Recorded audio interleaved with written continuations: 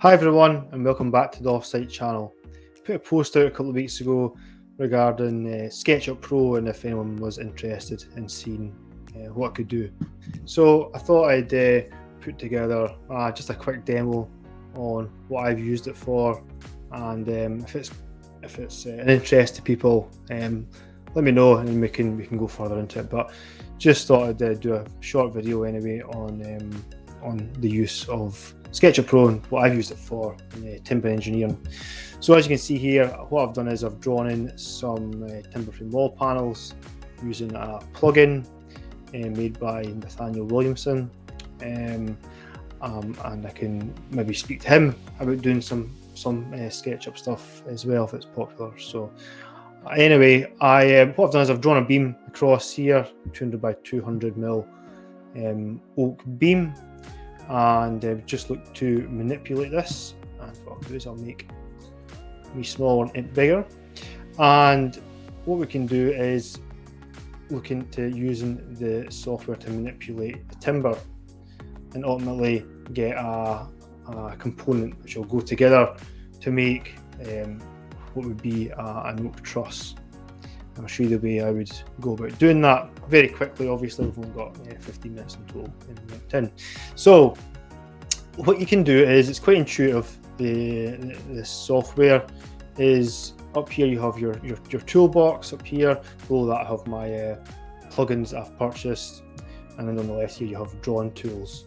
So up here you have move, push, pull, scale, rotate, and offset. So in SketchUp, when you create a 3D object, you can push and pull like so, and it will snap back to where you had it. And this happens along lines that you draw. So if we wanted to chamfer the edge of this bit of timber, I'll snap the midpoint. I'll just use this as an example there, and then you could use this tool here to cut the end of it off, put an angle on that bit of timber like so.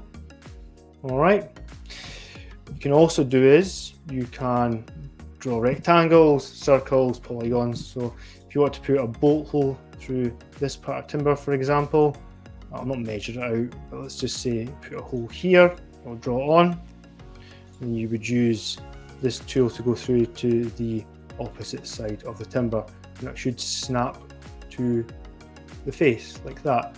Now you can see we can look through there, and that could be where you put your bolts. So that's a couple of the tools there, quite straightforward and simple.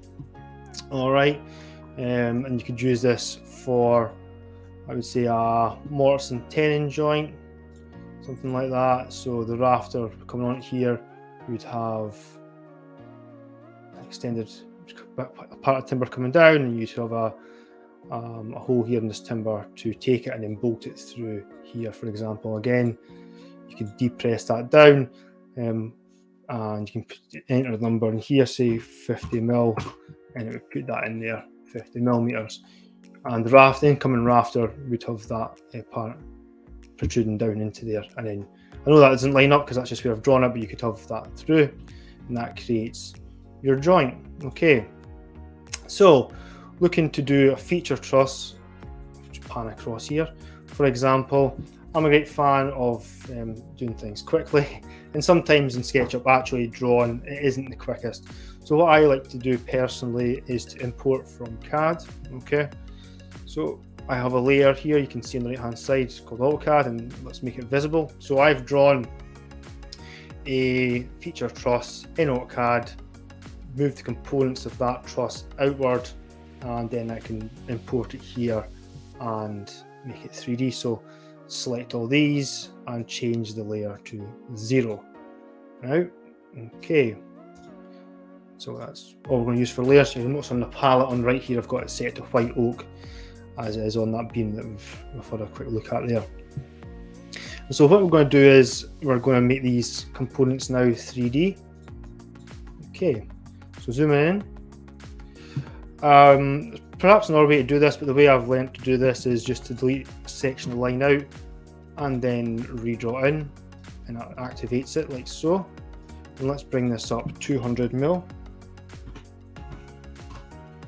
Okay, and I'm going to select all. So this just now are different surfaces arranged in the shape of a component. But what we want to do is we want to actually make it a component, right? So I want to right click on that, and you'll notice in here it just has timber frame create peg.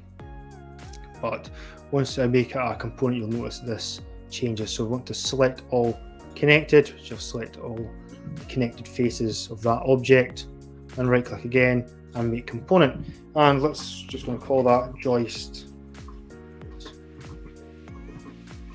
Good spell, obviously good start. Joist 1, like so. Okay, let's give it a second. Now you can go back in and edit these components. I'll show you how to do that. Perhaps I should have coloured in the white oak first, but what we'll do is, let's wait for that to do that. I don't know why it's taking so long, but there we go. So come in here, you can edit a component again, and you can push and pull that and then manipulate that there.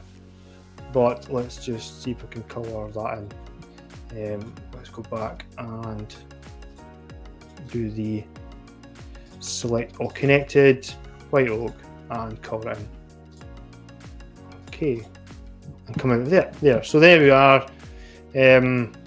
Obviously, if this was an actual truss we were designing up here, we would have the bolt holes, mortise and tenon joint, or bolt holes, or dowels that you'd be putting in there. All right, like I showed you on this piece, but for speed, because we only have limited time on LinkedIn video, that's what we're going to do. And so that's now a component. Okay, and you'll see why that's important in a wee while. And what we're going to do is we're going to go rafter 1, rafter 2, and then we can call those two webs or struts, whatever you'd fancy, but let's call them webs or struts. So again, what we'll do is delete this line out there, and we'll have these lapping points which aren't going to come through because there's a dividing line there. Like I say, it does go to the lines, so let's redraw that in here. Okay, and we're going to want this to come up 200 like that. What's going to want? Oops, I want this to go up 200. You can snap it there, and let's go push this up 100 like so. Through a bit of timber there, you'll notice it slows down when I go past it. Select that, delete that out, and that will make it a solid piece. Okay, so let's go and just select all these connected and make it the right color and make component, and let's call it rafter 1. So, and the reason I'm not calling these the same is because they're opposite in us. Okay, so let's delete this out quickly. They actually are against the clock on LinkedIn because you do only get 15 minutes for LinkedIn videos, so try to be as fast as possible. And delete that out, back in there, and bring it up 200. We'll bring this up 100 and delete out this and bring the other. Oops, see if you do that face, it does do that, so you've got to be careful where you're clicking here and just click the line. There we go. Right click, select all connected. Let's make it that color, and then let's make a component rafter -2. There we go. There is 2 components. Let's move it to where it should be, which is there, and move this one here. Okay, great. You go. There's a lap joint there, and you create a couple of holes or a few holes in there and bolt through or dowel through. I actually do see there now that I have overlapped my webs, which isn't great. So let's undo that move and get the whole thing done. So here we go. Delete this. Reconnect.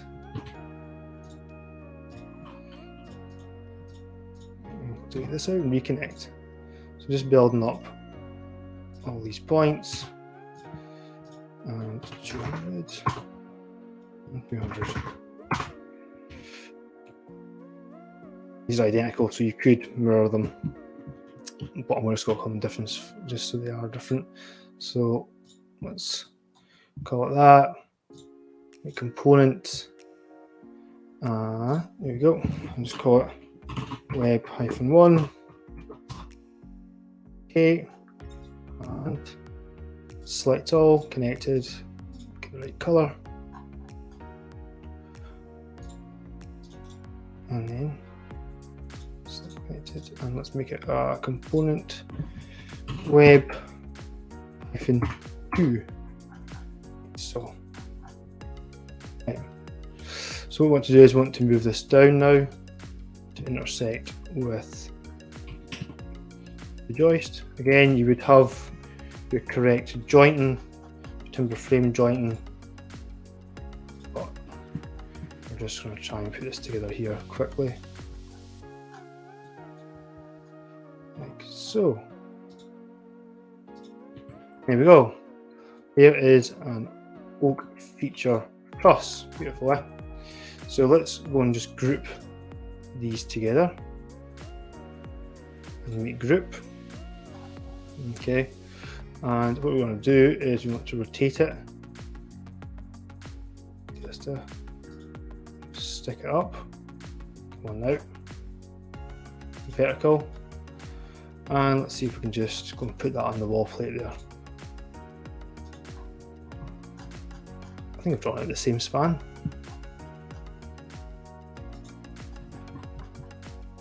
Alright, there is an oak feature truss. What I'll do is I will see if I can select all these, select connected, and delete it out. And then move this to there, over the cripples. And there you go, there is a feature truss. So from here, what we can do is we can make timber lists, we can make cutting lists, but that's going to involve us having more time. But I thought I'd give you a quick look and see what you guys think. If you like this sort of video, let us know and we can make more. Thank you very much everyone. See you on the next video.